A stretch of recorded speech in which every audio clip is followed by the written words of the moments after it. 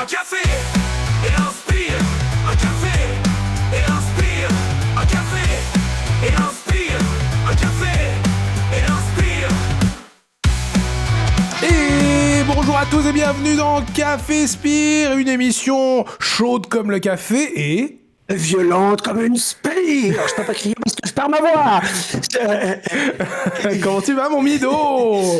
Ça va mieux que la WWE, mais ça va très bien. Et toi, mon cher Ouais, ça va très bien.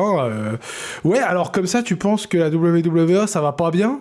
Ah bah écoute, après les différents écoutes que j'ai fait des différents podcasts hebdomadaires que je fais,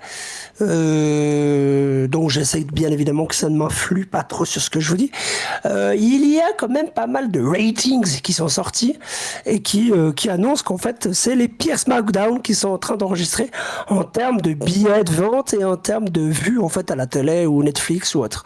Oui, alors ça c'est vrai. Donc voilà, après si ça se porte bien au niveau argent, j'en sais foutrement rien.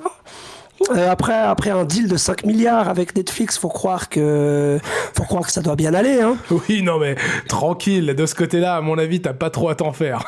Non mais voilà, mais sinon, puis moi je trouve que les 2 derniers épisodes dont on va parler sont plus que misérables, mais c'est très personnel en termes d'histoire, en termes de cadre, je trouve très bien. Je mets ma note, je le dis déjà. Ilya Dragunov, je l'aime, mettons le champion pour la vie, pour toute sa carrière. Voilà, 20 ans de champion. Voilà, c'est parti. Il a que 32 ans, il est magnifique. Et alors aujourd'hui on va faire un épisode, on avait discuté un petit peu, tu m'as dit ça dans la semaine, ça fait bientôt 20 ans qu'on a... Ça fait 20 ans. Ça fait 20 ans qu'on a vécu la disparition d'Eddie Guerrero. Donc on a fait un petit épisode spécial autour d'Eddie Guerrero. Donc on va... le 13 novembre. Ouais, bah putain. Bah voilà, du coup, on va parler un petit peu du monsieur, mais avant, effectivement, on va faire quelques news, comme d'habitude. Donc, tu disais, les épisodes étaient misérables. Je suis assez d'accord avec toi, malheureusement. J'ai pas trouvé cette semaine fantastique du côté de la WWE. Et malheureusement, c'est le seul programme que je regarde. Et c'est dommage parce qu'en plus il y a l'arrivée d'une catcheuse de provenance de NXT qui a tendu un piège à Alexa Bliss. Ouais. Et je la connais pas du tout, mais j'aime beaucoup. J'aime bien ce qu'elle dégage, à voir ce qu'elle va faire. Je connais pas du tout vu que je ne regarde pas NXT. Elle est chouette, c'est Lash Legend. Effectivement, elle est arrivée à SmackDown comme pote de Nia Jax. Ok, super. On verra. On verra ce que ça va donner, quoi. Bon bah je retire ce que j'ai dit. Non mais elle, en soi, je vais être tout à fait honnête, Lash Legend, c'était très chouette quand elle était dans son groupe Metaphor à NXT, mais depuis qu'elle est en solo, ça patine déjà à NXT. Je trouve qu'elle en fout plus une seule. Donc du coup, autant essayer de la renouveler dans le roster principal. Franchement, je lui souhaite que du bon. Mais honnêtement, elle est incroyable dans un ring parce qu'elle a vraiment ce qu'il faut, tu vois, genre elle est grande, elle est forte et tout, elle a ce qu'il faut. Mais à mon avis, elle est pas encore assez développée pour débarquer dans le roster principal. Mais ce n'est que mon avis, mais bon voilà. Écoute, on verra. Et avant ça, on a eu un épisode de Monday Night Raw qui était franchement bizarre, pas top. Tu sais que je sais que je l'ai vu, mais je n'arrive pas à te dire ce qui s'est passé dedans. Et c'est en lisant tes notes que j'ai eu un peu des rappels, effectivement. Bah, tu sais quoi, trucs chelous. Tu sais quoi, j'ai dû revoir la fin de l'épisode pour me rappeler ce qui s'était passé. Ah ouais, mais bah voilà, on en est là. On en est au point où on est une semaine après, on se rappelle pas ce qui s'est passé dans Monday Night Raw. Ouais, non mais voilà, pour moi, c'est un signe inquiétant. C'est-à-dire que quand tu commences à ne pas te rappeler ce qui s'est passé il y a 7 jours, ouais, là, il y a un problème, mon pote. Il y a un vrai souci, ouais. Ouais, et donc du coup, les deux choses que j'ai notées, c'est que du coup, on a eu les premières annonces des matchs pour le tournoi de John Cena qui va commencer ce soir, en fait, dans la nuit du 10 au 11 novembre, là, à Monday Night Raw, l'épisode qui va avoir lieu ce soir. Et John Cena sera là, en fait, pour regarder les premiers matchs. Je sais pas trop ce qu'il va dire. Il va faire « Oh, my time is now, your time is up ». Voilà, enfin voilà. Time's Up, très bon jeu de société. Très bon jeu de société. Et du coup, pour revenir à l'épisode de Monday Night Raw de la semaine passée, du coup, en fait, ce qui s'était passé, surtout, le fil rouge, c'était Logan Paul. Voilà. Déjà, voilà pourquoi on s'en souvient pas. Le fil rouge, Non, mais voilà. Le fil rouge, c'est Logan Paul, quoi. Non, mais oui, mais quand un épisode de la plus grosse compagnie de catch, c'est un connard. Non, j'ai rien à rajouter. C'est qu'il y a un souci, quoi. Enfin, voilà. C'est un connard, point. Voilà, YouTuber. Voilà. En fait, il nous a fait croire un face turn. Au début, je vais être honnête. Franchement, Sturi l'a dit dans un vlog aussi qu'il a fait. Qui va y croire? Mais honnêtement, je vais être 100% honnête. J'étais presque hypé par un face turn de Logan Paul. Pourquoi pas? Pas sûr que ça aurait été réceptionné correctement par les gens, mais c'est juste, en fait, ça aurait fait un renouvellement, tu vois ce que je veux dire? Il se serait passé quelque chose, quoi. Et en fait... Et qu'on renouvelle des gens qui sont intéressants. Je suis tout à fait d'accord. Je préviens, ça va être l'épisode de l'aigreur. Hein. Encore. Encore. Mais qu'on prenne des gens intéressants. Logan Paul, c'est pas... Au niveau du ring, il est intéressant. Au niveau du micro, il est intéressant. Mais là, il n'y a rien. C'est pas un gars qui va faire carrière dans le catch. Ouais. Quand il a eu sa ceinture, il l'a défendu 3 fois et c'était tout. Ouais. C'était tout. Et il est là pour la hype. Donnez ça à des Carmelo Hayes. Ouais, c'est ça, c'est pour la hype. Au lieu que ça soit CM Punk, là, que ça soit Logan Paul qui trahit CM Punk à la fin de Raw, je sais pas, mettez... un Damian Priest, mais t'es un gars qui a pas fait grand-chose depuis un petit moment. Ouais. Bon, mais Damian Priest, il est avec Aleister Black, ça patine, je trouve, c'est pas très intéressant. Mais ça, c'est très personnel comme goût, comme avis. Mais je sais pas, mais il y a des milliers de gens, genre même The Miz. The Miz non, mais désolé, mais The Miz qu'on voit plus, qui sera en plus dans le match... C'est quoi, c'est ce soir? Oui, tu as dit que c'était ce soir. Ouais, ou à SmackDown, je sais plus. Miz Now. Ouais. Je sais pas, il y a plein d'autres noms. Ouais, c'est vrai, plutôt que Logan Paul. Mais bref, voilà, désolé, Non, mais t'as raison. Et au final, en fin d'épisode, non, il a pas face turn, il se retourne contre CM Punk. Alors par contre, il donne son point américain à Paul Heyman en mode genre, tiens, maître. Alors ça m'a pas fait plaisir parce que du coup, est-ce qu'ils sont en train de teaser la vision avec Logan Paul? Oh là là. À la Survivor Series, je suppose. Oh, putain. Peut-être. On oublie, mais dans 2 semaines, c'est les Survivor Series. C'est vrai. Il y a aucune construction. Il se passe rien. C'est vrai. Ils doivent nous fait comme chaque année. Ils doivent nous pondre 2 Wargames et il y en a pas un seul qui a été construit. Mais t'as raison, ça doit être un teasing du Wargames en fait, ce truc. Oui. Et comme chaque année, c'est fait avec le cul. Les Wargames, c'est de la merde. C'est le pay-per-view que j'aime pas. Je le regarde parce qu'au moins on se voit les deux et puis c'est cool de te voir parce que t'es mon ami. Mais en dehors de ça, au niveau catchesque, je me fais chier. C'est pas intéressant. C'est tout le temps, c'est un match qui dure des heures pour pas grand chose. Enfin, ouais. Alors pour contrebalancer, moi je dirais que j'aime beaucoup les Wargames, mais effectivement, le problème c'est la construction en fait. En fait, de manière générale, en ce moment, c'est la construction le problème à la WWE. En fait, ils font tout à la dernière minute juste pour te pondre des matchs qui potentiellement font vendre des places, mais en fait ils s'en battent les couilles, surtout quand un Triple H se targue il y a pas longtemps là dans un interview de dire que il préfère faire des bonnes histoires que de bons matchs. Mec, tu fais ni l'un ni l'autre, donc bon. Voilà. Je suis un peu comme toi là, je suis un peu saoulé en ce moment WWE. Il faut qu'il se secoue le sac, vraiment. Bougez-vous le fiac, quoi. Ouais, et c'est dommage parce qu'on avait dit je dirais les 3, voire 2 derniers épisodes, on avait dit qu'il y avait des bonnes idées, on avait dit qu'il y avait des trucs qui avançaient.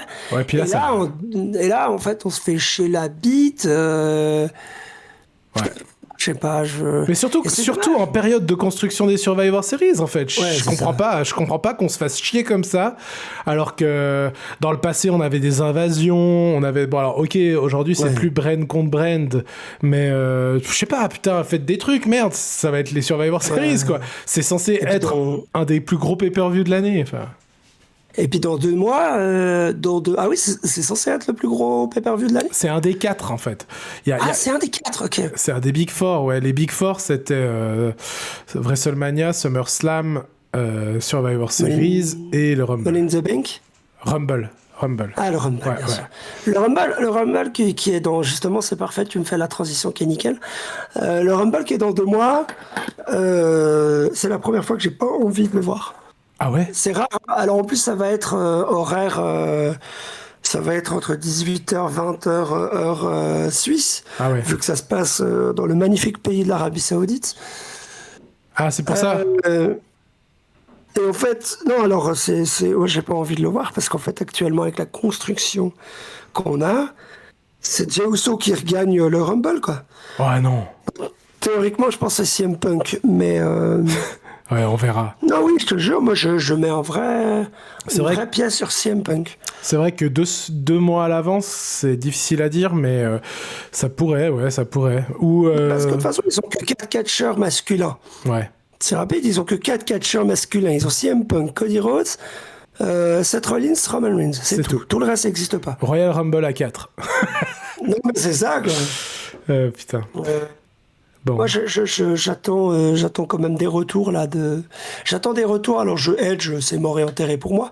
Mais pour les Survivor Series, je pensais à un Jericho, un gars bien, enfin un gars qu'on n'a pas vu depuis longtemps, qui pourrait revenir. Peut-être quelqu'un que je connais pas, qui toi te dirait peut-être plus. Je sais pas.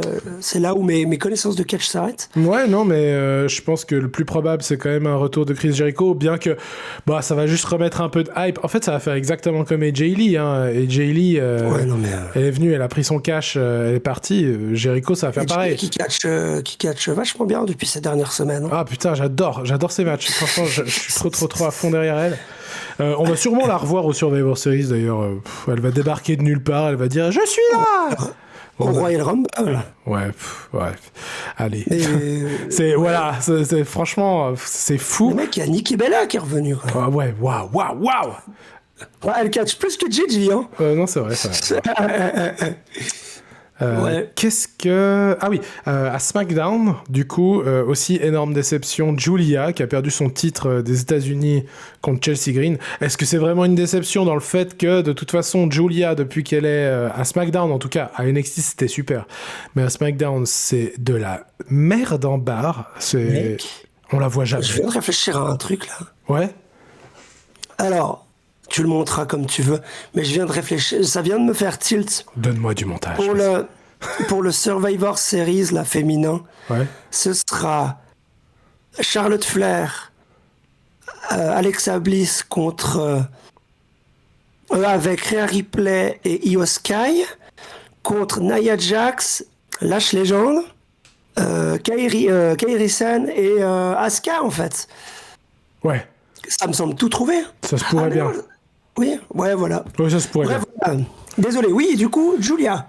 Ouais, non, mais je disais juste énorme déception. Une énorme déception. Elle va redescendre dans les méandres de la WWE. Elle va disparaître comme Shinsuke Nakamura. Ciao.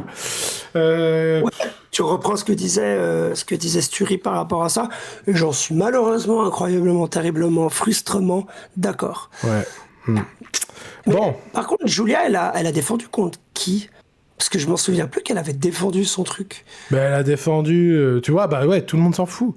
Tout le monde Ouais, s'en c'est fout. ça, ouais. Mais de toute façon, le titre qu'elle avait, c'était le titre de la mid-card, en fait, hein, le titre US, qui est censé mettre en avant la mid-card, mais depuis qu'elle l'a chopé, on l'a... Mais pourquoi ils font pas les Open Challenge comme les mecs? Ça, c'est une bonne idée. Ouais, franchement, c'est une bonne idée. En plus, ça raconte des choses. Oui, puis ça permet d'avoir des matchs Différents. différents avec que des catcheurs différents chaque fois. Donc, ouais, let's go, faites ça. Là, par exemple, c'était face à Johnny Gargano, Ilya Dragunov. C'était génial. Moi, j'ai beaucoup aimé. Mais en fait, là, il redonne le titre, du coup, en plus à Chelsea Green. Ça rejoint un truc que j'avais dit dans un ancien épisode. Ils sont en train de nous faire une espèce de grosse mixture de toutes les brands, particulièrement à NXT. Ouais. Alors, NXT, qu'on soit bien d'accord, niveau catch, c'est chouette. Vraiment très très chouette Ouais. ce que tu vas voir dans le ring. Mais niveau storyline, c'est un bordel. Moi, j'accroche plus du tout. C'est un mélange, Ok. c'est un mélange de AAA, de TNA et de NXT. Non, mais c'est littéralement ça. En fait, il y a les catcheurs des 3 brands qui sont là en permanence. Ah. Et en fait, moi, Ouais. j'arrive plus à suivre, en fait. Enfin, j'ai un problème d'identité avec NXT qui Ouais, qui je peux m'emmerde. comprendre. Ouais. Bref. Ouais, ouais, ouais. Donc, du coup, après toutes ces news, on va parler d'un catcheur qui a marqué une énorme génération de catch, et puis bien plus que ça, puisqu'en fait, il a marqué l'histoire du catch de manière générale, et c'est le regretté Eddie Guerrero. Et on avait envie de parler d'Eddie Guerrero, c'est toi qui m'as dit, parce qu'effectivement, ça fait 20 ans du coup. Ça fait 20 ans, et puis c'est quand même un catcheur dont on cite souvent, dont on pisse sur sa tombe assez fréquemment. Hein. Non, mais Non, c'est un catcheur qui est vraiment, c'est vrai, très souvent mentionné pour des tas et des tas de raisons, des bonnes et des mauvaises. littéralement avec littéralement avec la prise de style de Dominique Mysterio, simplement Ouais. ça. Hein. Ouais. Le truc avec Mami, Mamacita, tout ça, c'était très. I am your Mami, ça venait de I am your Papi. Ouais. Donc c'est très. Donc en fait, il a encore aujourd'hui encore, il marque Une influence, ouais. il marque les esprits. De ouf.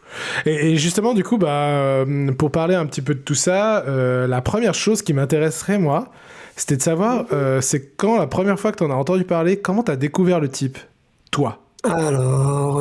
T'arrives à te souvenir? Ouais. Je pense que ça devait être soit dans un jeu vidéo, Mhm. parce que mon frère qui regardait le catch à l'époque, il était fan de Batista, et donc du coup, il m'avait, je pense, expliqué dans un jeu, c'est qui Eddie Guerrero, machin. Et je dois t'avouer que c'est très flou, mais je sais que je le connaissais, qu'il était décédé d'un arrêt cardiaque. Mais alors, je t'avoue que c'est très obscur. Ouais. Mais voilà, et toi? Justement, moi, je pense que c'est exactement pareil que toi. Je pense que quand je me suis réintéressé vraiment au catch, j'ai pas de souvenir de Eddie Guerrero de avant, avant, en fait, puisque j'ai vraiment commencé à me lancer à fond dans le catch en 2015. Ouais. Et je pense que c'est pareil que toi, en fait. Je pense que la première fois que j'ai dû le voir, c'est dans un jeu vidéo. Bon, on devait être genre dans les 2K15 ou 2K16, les premiers que j'ai essayé. Puis j'ai dû voir ce type et tout. Et puis effectivement, après, je pense que j'ai commencé à vraiment m'intéresser à lui, ou en tout cas entendre plus souvent son nom, quand Rey Mysterio, il a fait son retour. C'était aux alentours de 2017-2018, je sais plus. Et là, on a commencé à avoir plein de refs à ce type que moi je connaissais pas. J'étais là, mais c'est qui ce Guerrero, putain? Et t'as aussi des noms des noms qui reviennent, tu vois, genre comme ça, genre il y a Vicky Guerrero, tu vois, genre qui était sa femme, je crois. Il y a toute la famille, en fait, ouais. Ouais. Et du coup, effectivement, un gars qui est cité tout le temps, qui est un petit peu là comme un fantôme. Donc, quand t'es nouveau dans le catch, tu vas commencer à entendre son nom de plus en plus souvent. Et puis, même Daisy, qui regarde pas le catch, me l'a dit une fois. Elle disait, putain, mais ils en parlent souvent de cet Eddie Guerrero et tout. Pourquoi? On va vite essayer de décoder un petit peu tout ça. Mais t'as regardé du coup des matchs d'Eddie Guerrero ou pas? Alors, regardez, il y a un petit moment, je n'ai pas revu pour l'épisode, Ouais. mais oui, c'est toujours très sympathique à regarder. C'est un catcheur qui était quand même dans cette veine de... je sais pas si j'ai le droit de le citer, mais Chris Benoit, des gens très talentueux, Rey Mysterio, qui y aurait d'autres que je pourrais citer? Il y a eu des John Cena, mais c'est différent déjà. Ouais. Mais des Randy Orton, il y en a plein aussi qui me viennent à l'esprit, mais ils sont plus du tout là. Mais voilà, donc ouais, des gens... il y a un style de catch qui existe plus, qui est très fluide, qui est très fluide, mais en même temps très, comment dire, smooth. Les prises s'enchaînent très rapidement.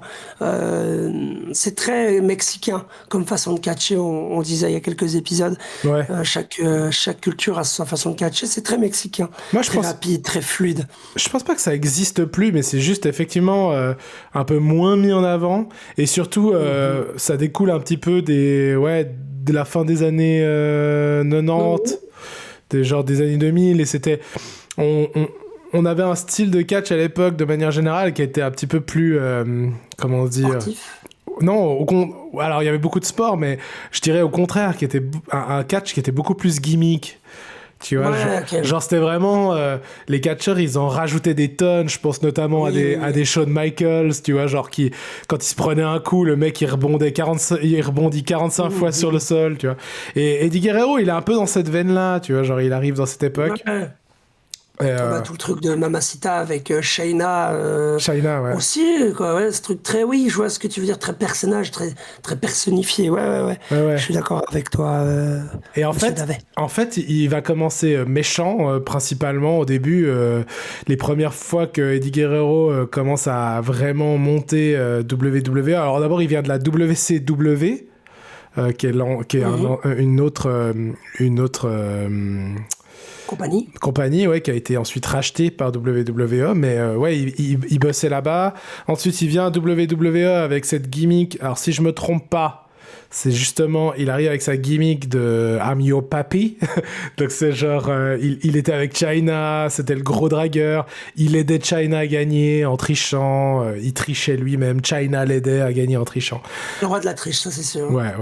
Et après, alors il y a eu toute une montée au pouvoir de la WWE, enfin toute une montée gentiment dans le main event, qui va culminer à No Way Out en 2004 face à Brock Lesnar. Et ça c'est fou. Alors il y a une promo. Ça, c'est le tout premier truc que j'ai vraiment retenu d'Eddie Guerrero. Tu te rappelles, je t'ai montré un des tout premiers trucs qu'on a fait quand on est devenu potes grâce au catch, c'est que je t'ai montré une promo de Macho Man Randy Savage. The cream of the crop. Et il y a des promos comme ça. Il y a des promos qui sont juste, je sais pas, elles te prennent aux tripes parce que le mec met tout son cœur, met toute son énergie. Ouais. Et ça en fait partie. La promo qu'il fait face à Brock Lesnar, elle est absolument dingue. Si vous l'avez pas vu, que vous kiffez le catch, que même si vous connaissez pas Eddie Guerrero, vous tapez sur YouTube Eddie Guerrero promo Brock Lesnar, vous allez voir, elle est absolument dingue. En fait, je vais la résumer rapidement. Brock Lesnar, il se foutait de sa gueule parce que Eddie Guerrero, il revenait de réhabilitation parce qu'il était dépendant à la drogue, je crois. C'est pas c'était en 2005? Ouais, 2004. Alors c'est une addiction aux antidouleurs, c'est ce qu'il tuera donc une année plus tard. Mince. Alors, effectivement, il a beaucoup d'addictions, alcool, des dépendances, de la drogue, les antidouleurs. Et il dit que, justement, en fait, Brock Lesnar, il va se foutre de sa gueule, un truc typique de l'époque, hein, très, très, très classe. On se fout de la gueule des dépendances de son adversaire.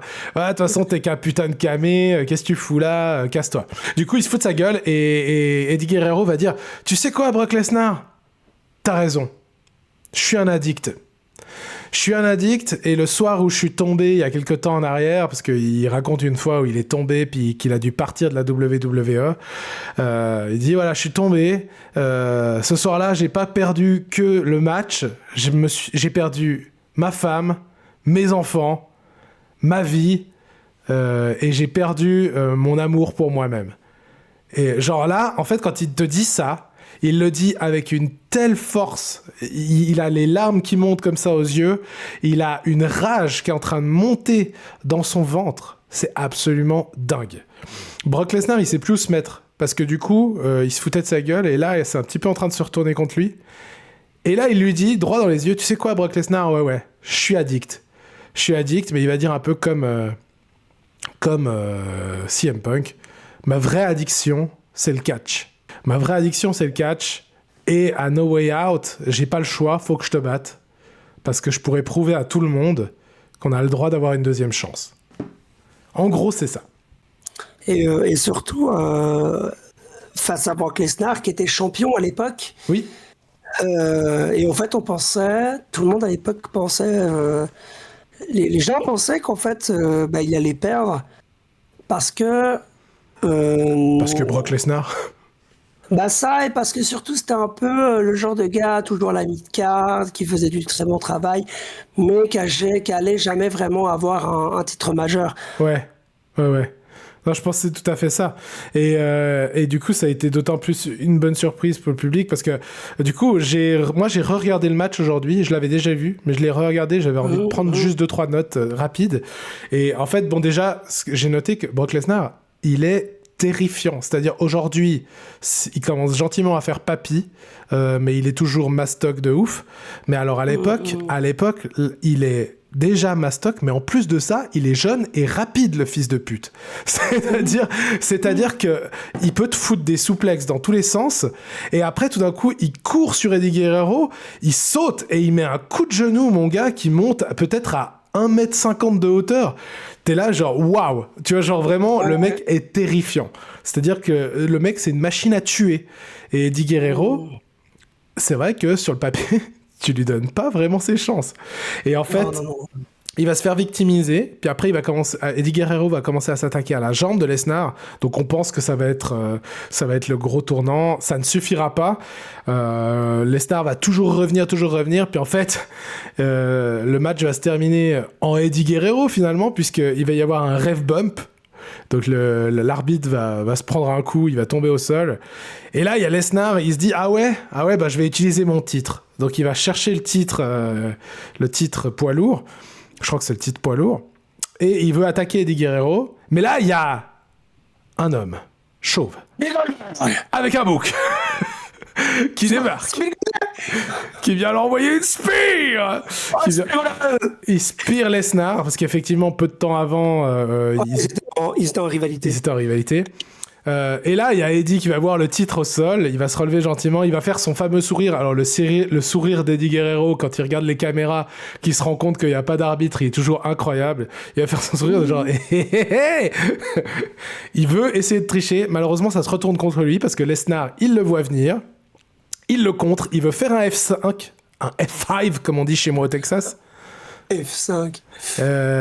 Et bien Eddie arrive à contrer le F5 en l'air et il le balance en DDT, donc c'est Lesnar qui tombe en DDT sur la ceinture. 1, 2, 3, enfin Eddie va enchaîner avec un splash. 1, 2, 3, l'arbitre il revient à temps. C'est pile le moment où l'arbitre il se réveille, ça tombe bien. Comme le match de Roman Reigns. Exactement. Et 1, 2, 3, et il va gagner. Et là, la foule, elle est en délire. Enfin, c'est vraiment un truc. Le premier truc qu'il fait, Eddie Guerrero, et ce qui est très touchant, c'est qu'il saute dans le public déjà, donc il remercie les gens. Très belle image. Et puis juste après, il va dans les bras de sa mère. Et ça aussi, c'est très très touchant. Donc voilà, il se passe vraiment un truc, tu vois. Est-ce que du coup, s'il y a un Remember Eddie Guerrero de 20 ans à Raw ce soir, est-ce qu'il n'y aurait pas un retour de Bill Goldberg? On peut toujours espérer. Non, moi j'espère plus, je vais se faire foutre. C'est bon. Pardon. Ah oui. Ouais. Et malheureusement, donc peu de temps après, il va décéder malheureusement d'une crise cardiaque, effectivement. Avant de revenir là-dessus, il faut se rendre compte de l'héritage qu'il a laissé, parce que déjà, son meilleur ami, Rey Mysterio, le jour où ils font un hommage, là, ça vient d'arriver. Rey Mysterio, je crois, il va gagner le titre. Et il va pointer le ciel en mode genre c'est pour toi, tu vois, genre il y a vraiment un truc de ouf. Et puis en fait tous les luchadors font des références à Eddie Guerrero. Le mec, ça veut dire qu'il a marqué la lucha libre de manière générale. Et il y a eu une altercation, c'était la semaine passée ou il y a 2 semaines, je me souviens plus, à Raw. Dominique disait que c'était le meilleur luchador jamais connu, et bien évidemment le meilleur Mysterio. Et Rey Mysterio a fait son retour. Vrai. Et il a fait bah, comment ça, c'est pas toi le meilleur? Et en gros, il cite des luchadors. Et à la fin, il cite Eddie Guerrero. Ouais. Il a cité Blue Demon et un autre, tous des catcheurs malheureusement décédés, paix à leur âme. Et, euh, et j'ai trouvé ça très beau. Et c'était un peu pour relancer la rivalité contre Dom Dom. Et je pense un match de fin de carrière pour notre cher Rey Mysterio qui peut théoriquement ne plus catcher d'après les dernières news comme Ah Biggie. ouais? Malheureusement. Ouais, Ah, ouais, ouais. merde. En fait, il pourrait faire un dernier match, mais c'est dangereux, quoi. Ah merde! Putain, je savais pas. Et vilaine blessure. Après, ça reste des rumeurs. Hein. Il n'y a jamais eu de Ouais. truc officiel, mais voilà. Voilà. Ok. Ouais, ouais. Et puis, ben, alors, tu vois, l'influence qu'il a. Chaque fois qu'il y a une référence à Eddie Guerrero, que ce soit dans un match ou quand on en parle, il y a vraiment des applaudissements, il y a des gens qui se lèvent. Les premières fois où Dominic Mysterio a commencé à tricher comme Eddie, il y avait une explosion dans la salle. Tu sais, genre, il prenait la chaise, il la lançait. Parce que ça, c'était typiquement Eddie Guerrero. Genre, il prenait une chaise. Il tapait le sol, il la lançait dans les bras de son adversaire, et là il y a l'arbitre qui se retournait en mode genre quoi, t'as utilisé une chaise, et paf, il disqualifiait. Ça c'était typique d'Eddie Guerrero, et la première fois que Dominic Mysterio a fait ça, ça a explosé, je m'en rappelle encore, c'était une dinguerie. Les gens en fait sont tellement marqués par ce gars. Et justement, j'ai voulu faire une petite section à la fin de savoir pourquoi en fait, comment ça se fait qu'il est marqué autant, parce que des luchadors, il y en a eu plein. Pourquoi lui, il a ce traitement si particulier? Donc, Bah, il y a un truc, je pense, vu que tu t'es informé, tu dois avoir la réponse, mais moi je dirais que il y avait quelque chose, il est mort brutalement alors que justement sa pop était vraiment au top, il est mort à la gloire d'or, quoi. Enfin, je veux dire, il est mort ouais. quand il était le plus connu et tout, donc... C'est exactement ça. Le truc, c'est qu'il venait de... Tu vois, c'était arrivé très peu de temps avant, en fait, sa victoire contre Lesnar. Il arrivait au sommet. T'avais vraiment ce truc de... On peut prouver à tout le monde qu'on peut y arriver. Il l'a fait. Et genre, ça arrivait juste après. C'était vraiment... il était en pleine... je sais pas, c'est vraiment comme si, tu vois, Cody Rhodes, il finit son histoire. Et quelques mois après, bim Tu vois, genre, ça aurait été terrible. Décès. Mais moi, je le compare beaucoup au décès de Bray Wyatt. Ouais. Parce que c'est deux personnes complètement différentes, qui n'ont pas du tout les mêmes influences. Mais en fait, c'est tous les deux des gens qui étaient un peu au sommet de leur art, qui avaient les grandes portes qui étaient ouvertes. Tu vois, genre, vraiment, là, maintenant, les gars, vous rentrez dans votre âge d'or. Vous avez de l'or entre les mains. Façonnez-nous un truc de fou. Et à ce moment-là, on les perd. Et ça, c'est terrible. C'est vraiment... tu pars au sommet de ton art. T'as jamais l'occasion de briller comme t'aurais pu. Alors, je vais être désagréable, mais bon, Bray Wyatt n'était pas au sommet de son art. Bah, non, mais par contre, il avait le public derrière lui. Il avait le public derrière lui, il avait les clés du royaume, il avait les portes ouvertes. Il aurait pu faire quelque chose de grand. Il aurait pu faire quelque chose de très grand. Et donc, du coup, voilà, je pense pourquoi il a tellement marqué le catch, pourquoi vous entendez parler de lui tout le temps. C'est parce que vraiment, c'est un gars qui a tout donné. Et en plus de ça, alors apparemment, il était très très apprécié dans les vestiaires. Il y a aussi ça, c'est que en plus d'être un catcheur exceptionnel, c'était une très belle personne, de tout ce que les gens ont dit de lui en tout cas. Donc forcément, ça fait mal au cœur en fait de voir partir quelqu'un comme ça. Il avait touché plein de gens. Et il continuera d'en toucher et d'en influencer puisqu'il a littéralement créé la gimmick de Dominic Mysterio. sans Eddie Guerrero, Elle serait très différente. Ouais, c'est clair. Sans dire qu'elle n'existerait pas, mais elle serait très très très... Ouais, non, elle n'existerait pas. Et d'ailleurs, il y avait un petit truc à la fin, un peu de discussion comme ça. Tu penses que s'il était encore là, est-ce qu'il serait aux côtés de Dominique? Ah ouais. Bah, on pourrait citer littéralement, ils auraient pu vibrer sur le fait que Eddie Guerrero est son vrai père. En fait, c'est référence à son référence à une storyline qu'il avait eue. Il avait gagné $500 à l'époque quand il était petit. Oui. Ouais, c'était une interview assez marrante. Bref, en gros, c'était Eddie Guerrero contre Rey Mysterio. Et le truc à la fin, c'est c'est que Eddie Guerrero pouvait être le père de Dominique. Ouais. Et je crois qu'à la fin, c'était lui le père pour finir, blablabla, je sais pas quoi. C'était une très drôle storyline. Je l'ai vraiment dit en anglais. Very funny. Non, mais franchement. The storyline is good, yeah, yes. Mais ils auraient pu reprendre ce délire en 2024-2025, ça aurait été marrant. Ouais. Avec Ça un aurait Eddie été- Guerrero qui était là, genre, je t'ai dit que j'étais ton père. Non, franchement. Voilà.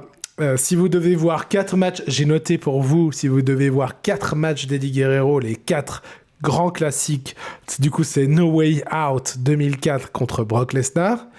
Il y a le Halloween Havoc de la WCW en 1997 contre Rey Mysterio. Premier grand match de Rey Mysterio. Ouais, incroyable. Ouais, Et je l'ai vu plusieurs fois, et en plus il l'avait fait dans le jeu vidéo il y a quelques années. Ouais, c'était... en 2022, parce Oui. que c'est le moment où j'ai repris le catch. Ouais. Judgment Day 2006, parce que Judgment Day, avant d'être un clan, c'était un PLE, un pay-per-view. Aussi contre Rey Mysterio, un peu moins fou, mais vraiment chouette. Et puis alors, il y en a un autre que j'ai d'ailleurs re-regardé aujourd'hui aussi, mais je le trouve moins marquant que Brock Lesnar, c'est Eddie contre Kurt Angle à WrestleMania 20, qui est vraiment chouette. Il va gagner en détachant sa chaussure, là. Il détache sa chaussure, et puis Kurt Angle, sa prise de finition, c'est le ankle lock, il pète la cheville. Donc forcément, à un moment, Kurt Angle, il vient choper la cheville. Puis en fait, Eddie Guerrero, il a détaché sa chaussure avant. Donc en fait, la chaussure, elle part dans les bras de Kurt Angle et il se fait avoir comme ça. Et après, 1, 2, 3, fini. Ouais, il y a eu aussi, il y a pas longtemps, AJ Styles a rendu hommage à Eddie Guerrero. Il a fait aussi, Ouais. il a tapé contre le sol, donné la chaise à Dominique Mysterio, il s'est jeté par terre. Il y a beaucoup de petits clins d'œil rapides. Ouais. Voilà. Alors, t'es d'accord avec Eddie Guerrero, Mido? Si tu n'es pas en train de tricher, tu n'es pas en train d'essayer. Trichez, les enfants, trichez. Oui, non, effectivement, si vous n'êtes pas en train d'essayer de tricher, vous n'êtes pas en train d'essayer, je suis d'accord avec ça. C'est vrai? T'as déjà triché à un examen ou un truc comme ça? Vas-y, révèle-nous tout. Il y avait un test d'allemand, j'étais nul en allemand. J'avais des 1 de présence, donc en fait, elle mettait pas 0 parce qu'elle m'avait pas vu tricher. Mais en gros, j'avais des 1 de présence. Et un jour, j'ai explosé, j'avais mes fiches en face de moi. Et du coup, je regardais toutes les fiches de façon... pour être sûr de ce que j'écrivais, c'était mon seul 5,5, 6 que j'ai eu de toute ma vie d'allemand. Voilà. Alors 6, c'est le maximal au cas où en Suisse, pour les Français qui nous écoutent, Oui. ou les Belges. Mais oui, c'est très marrant. Je sais pas, ça me fait rire. Ouais. Eh ben moi, il y a un certain examen très important pour une certaine carrière que j'ai. Je ne dirai pas lequel, je ne dirai pas quand, qui a été entièrement pompé sur l'examen de ma copine de l'époque. Voilà. Donc j'ai un examen important dans ma vie qui n'est pas le mien et qui m'a permis d'arriver où je suis aujourd'hui. Donc voilà, je suis un putain de fraude. Une fraude du début à la fin. Bon, écoutez les amis, je pense qu'on arrive gentiment au bout de cet épisode. J'espère que vous avez kiffé. J'espère que t'as kiffé, Mido. Ouais, alors je pensais être beaucoup plus aigri parce que je suis l'homme de la colère. C'est vrai. Mais en vrai, ça va. En vrai, ça va. Mais ouais, ça me saoule. On a des produits, des catcheurs exceptionnels et on en fait du caca. Putain, mais retirez cette ceinture à Cody. Oui, faites ça. Qui a annoncé sa retraite en plus. Mais voilà. Ah bon? Ouais, il a dit le dernier contrat qu'il signera avec la WWE sera le dernier. Ouais, il mais a bon. 40 ans, donc oui, alors le dernier contrat. Ouais. Après, il reviendra tous les 2 jours Bah, alors comme ça, on donne ma strict à une femme. Bah, ah non, ça c'est pas cohérent. Alors comme ça, on finit la story sans moi. Bah, mais non, allez, bon. Plus sérieusement, et toi, comme ouais, Oui.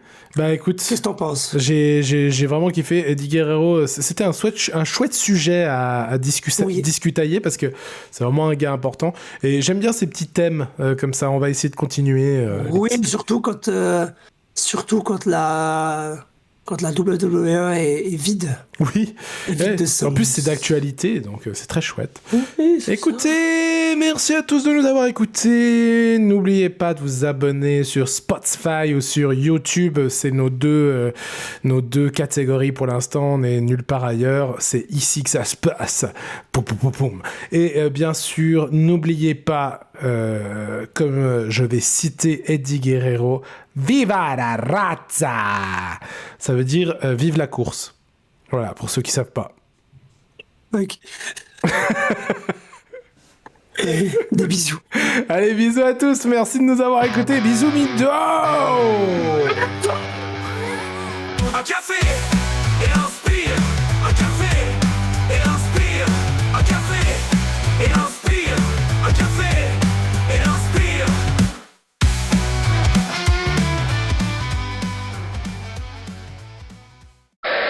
Si tu n'es pas en train de tricher, tu n'es pas en train d'essayer. Mais surtout, ça, c'est une phrase de Donald Trump, bien sûr.